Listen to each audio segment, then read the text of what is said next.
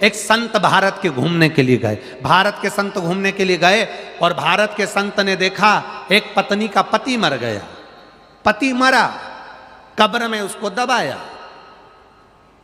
पत्नी विदेश की पति की कब्र पर पंखा कर रही थी, पति की कब्र पर पंखा कर रही है वो विदेश की नारी।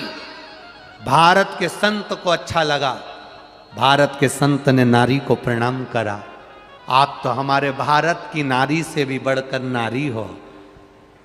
भारत की नारी पति मरता तो उसके साथ सती हो जाती है, पर विदेश की नारी तुम तो धन्य हो, पति मर गया तो उसकी कब्र पर पंखा कर रही हो।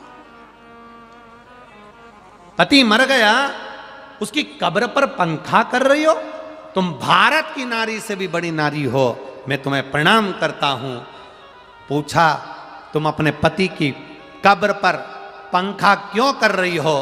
वो विदेश की नारी कहती है हम पति की कब्र पर पंखा इसलिए कर रहे हैं क्योंकि हमारे यहाँ की विदेश की ऐसी रीति है, जब तक पति की कब्र सूखे नहीं तब तक हम दूसरी शादी नहीं कर सकते।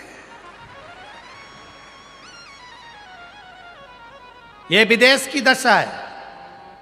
विदेश की नारी पति की कब्र को सूखने का इंतजार करती है, भारत की नारी पति के साथ कदम से कदम मिलाकर साथ चलने की सामर्थ्यता रखती है। सामर्थ्यता भारत की नारी रखती है, कदम से कदम मिलाकर।